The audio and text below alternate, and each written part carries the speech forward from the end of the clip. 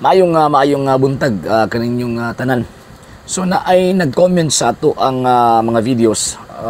Isa sa mga nag-comment dito nangutana siya unsay himuon nga paagi aron na ma-convert ang ilang minahal sa kinabuhi nga dili Katoliko padulong sa pagka gitawag og Katoliko. Actually daghang kay nga mga sitwasyon nga naa sa sulod simbahang Katolika nga ang asawa o ang bana o ang mga anak Katoliko nya pagkahuman ang ginikanan, ang bana, ang asawa o ang mga anak dili usab tawag ini nga mga Katoliko. So buot pasabot sa usa ka pamilya wala sila nagkahiusa sa gitawag og pagtuo. So kutob sa mga nakatan-aw nining ato ang gitawag og program.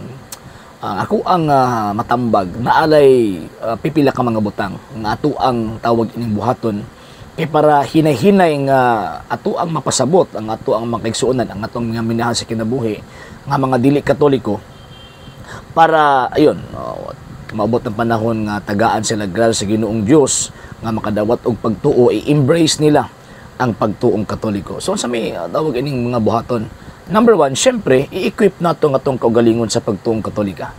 So mo nang kinahanglan ta magbasa katisismo, magbasa og kining mga tudlo sa simbahang Katolika officially kay mga dogmatic teachings. And at the same time, syempre ang paghimo sa pagpalalumpa sa teolohiya sa atong pagtuo. In what way? Unsa may tawag ang buhaton nato? Syempre kung magpalalum ta sa pagtuong Katoliko, mugahin gyud ta og panahon sa pagtuon. So gawas ka nagbasa ta, mugahin gyud ta og panahon sa gitawag og pagtuon. So tun-an nato pagtuong Katoliko, ang mga dogmatic teachings niya, syempre ang iyahang mga katisismo kay actually basic man gud na kung catechism ang ato ang unahon. Then after on that, kadtong ang dogmatic teachings man gud mga background man gud na concerning sa ato ang teachings. So dili ta maglisod sa pag-explain sa atong pagtuong Katoliko kung equip na ta or sangkap na ta sa ato ang pagtuong Katoliko kay nang may panultiyon sa Latin nga nimudat kud non habit. Buti pasabot dili ta makahatag kung wala tay atoa.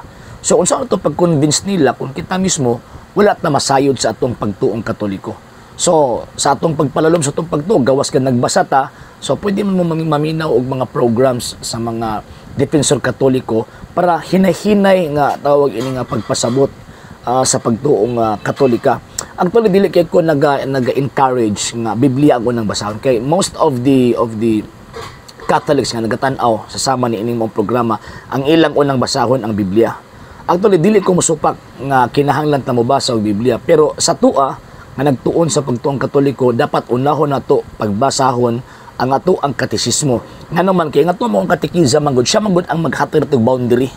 Unsaon nato pagsabot ang nakasulat sa balaang kasulatan. Siya manggod ang naghatag nato og guide. Kumbaga nga para dili ta masaag sa ato ang interpretasyon sa nakasulat sa balaang kasulatan. O tan-awan ng mga dili Katoliko, Biblia ang una nilang gibasa, di tanawa ang pagpapanabot, ang implementasyon nila sa pagbasa sa balaang kasulatan sukwahi sa tradisyon nga nadawat gikan pa sa mga apostol. And syempre, kung anong mutuman matag tradisyon kay usuma ni San Pablo. Ingon ni San Pablo nga huptin ninyo ang mga tradisyon nga among gitudlo kaninyo pinaagi sa pulong ug sa sulat. So dili pwede nga ato ang biyaan ng maong gitawag og tradisyon. Sa hinungdan nga even ang Biblia was a product of tradition. So kana, syempre kinahanglan ta magsangkap sa tong pagtuong Katoliko.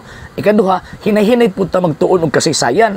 Bisag di gyud kayo nga hawod gyud kayo ta, pero at least kabalo ta sa background, mga particular teachings, kabalo ta sa kasaysayan nganong gitudlo na sa simbahang Katolika ug asa na nagikan. Number 3. So sangkap na sa pagtuong Katoliko na anatay tawag ining pag nahibawan sa kasaysayan. Number 3, syempre mabasa tang Biblia. Nga naman kay kanang mga basis sa katisismo, kanang mga basis sa gitawag og dogmatic teaching sa simbahang Katoliko, number 1 anang gibasihan ang balaang kasulatan. So mo nang kinahanglan tapad lang katisismo, balaang kasulatan. Nga naman kay pag magbasa tag katisismo, for example, sacred images, naamanay mga supporting text nga gisgutan sa maong libro. So syempre magtapat tag Biblia. So diha pa ta moukab og Biblia. So ang katisismo mo ay mugiya nato unsaon nato pagsabot ang balaang kasulatan. Number 4, syempre ato pong ipakita atong ginapaningkamutan nga ipakita ang Kristohanong gawi or ang Katolikong gawi sa ato ang mga minahal sa kinabuhi nga mga dili Katoliko. Kaya ang style ba sa mga dili Katoliko, ang ginatanaw nila puro lang kadautan sa Katoliko. Si Papa Palahubog, si Mama Sugarol, sa pa ni daghang kaayog mga bangag ba. So buot pasabot mo na ilahang tawag ining basis nga para ingno na ang Katoliko dili tinuod. Pero nami panultihon nga you cannot use the truth in particular as the truth in general. Naibadlungon sa mga particular tawag ini nga sakop sa atong pamilya, walang pasabot nga badlungon na tanan. Mabataw nga gini nga tong mga higala nga mga di Katoliko naka-commit sila og fallacy of composition. Buti pasabot ang ilang una-una kumo kay nakakita sila og daot sa sulod sa panimalay o sa sulod sa usa ka simbahan mingon sa daot na tanan. O man ilang pangunahuna, di ba? So pero sa to dili ingon ana eh. So paningkamutan nato atong ipakita sa ato ang mga minahal sa kinabuhi nga mga dili Katoliko kung unsa ang Katolikong gawi. Yang Katolikong gawi, ang objective, pagkabalaan, pagkasantos. So daghang mga pananglitan ni ana, for example si Santa Monica nga kining inahan ni San Agustin. Grabe to kabadlungon si San Agustin. Pero na-convert siya pinaagi sa gawi sa gibuhat sa iyang mama didto niya. Gipakita niya ang Katoliko, ang Kristiyano, ang pagkabalaan ng kinabuhi didto sa iyang gitawag og anak. Na-convert ang iyang anak. So ipakita usa gyud sa mga pinaka-importante maningkamot ta sa pagkinabuhi subay sa atong pagtuong Katoliko.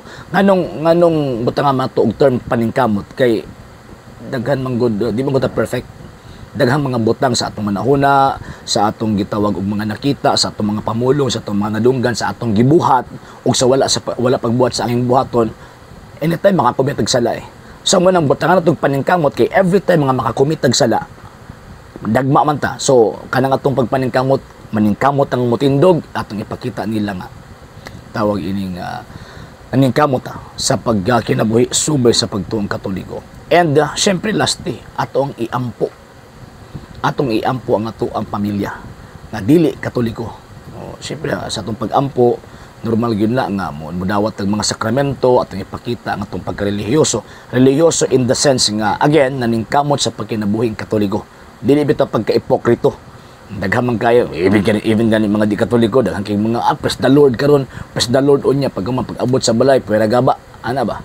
So ingon ana ang mahitabo. So butang pagpaningkamot and iampo ang ato ang tawag ining pamilya nga dili Katoliko.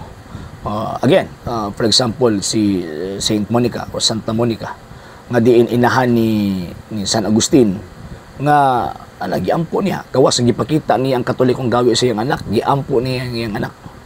Abi ninyo pila ka tuig na convert iyang anak 30 years 30 ka tuig banggitan gud to si San Agustin di man kag makigdebate to at bang to ang actually usa sa mga nagpa-convert ni in terms of knowledge si Saint Ambrose Bishop of Milan. So kuya to so banggitan to. So mo na nga dito basta-basta mag-convert kay philosopher gud sa tuwa pa educated ba. Pag at the same time abogado banggiitan to si San Agustin. So 30 years giampo niya ang anak. Giampo niya sa Ginoong Dios nga unta tagaag gitawag og pagtuo. Yon. Wala siya pasagdi sa Ginoong Dios na convert ang iyang anak nahimong Katoliko ug di lang kasi nahimong Katoliko, nahimong pari, nahimong obispo, nahimo pag yung venerated saint. So ingon ana mga sir ug mga ma'am. So ay mo pagkawalay paglaom ko natin mga minahal sa kinabuhi nga dili Katoliko. Dita magka walay paglaom kay sa hinungdan nga kanang maong tawag ining butang nga challenge nato kay tulobago nato na ilang kalag. Kung di nato buhaton natong pagkatoliko dito nila tulubagon sabda natong ilang kalag. Dapat i-inform nato sila nga naman kay sila na ang magpili kung mudawat ba sila o dili sa atong pagtuong Katolika. And at the same time tungod sa pag-ampo takabalo ang Ginoong Dios muhatag motisok og tawag ining liso sa pagtuo anang atong minahal sa kinabuhi ma-convert og makuha na. Okay? So mo na to ang atong gamay nga ikapaambit mahitungod anang butanga. And thank you kaayo sa gitawag og nangutana. Okay? Sa hindi pa po nakapag-follow sa mga pages po natin, i-follow nyo po yung mga pages po natin, RJ Horolanciano II TV Apolia Punto Argumento page, Kuya Apologies TV page and RJ's Vlog 2022. And pwede rin po kayo mag-send po dyan ng Facebook stars. And also, sa ating po mga channels, sa hindi po nakapag-subscribe, subscribe po ninyo yung mga channels natin, Dalay Catholic, Apologies International Official, RJ Santo II TV, Kuya Apologies TV, and Barrio Kawayan Religious Forum. And pwede rin po kayo mag-send po dyan ng super sticker, super chats, and super thanks. And maraming salamat po sa mga kapatid at mga Katoliko na ulis pong tumutulong sa programa po natin. Maraming salamat po. Nang dahil po sa tulong at suporta po ninyo, ang programa po ito, until now, andito pa rin po sa social media. And until now din po, nangangailangan pa rin po tayo sa tulong at suporta po ninyo dahil wala po kami magagawa rito mga sir, mga ma'am, kung wala po yung tulong at suporta po ninyo. Sa gusto pong tumulong, sa gusto pong sumuporta, pwede po ninyong ipadala ang tulong at suporta po ninyo sa pamamagitan po ng ating mga account numbers dyan po sa ating pong screen. And pwede nyo po kaming i-message sa ating pong page kung via remittance po yung papadala po ninyo. Maraming salamat po in advance.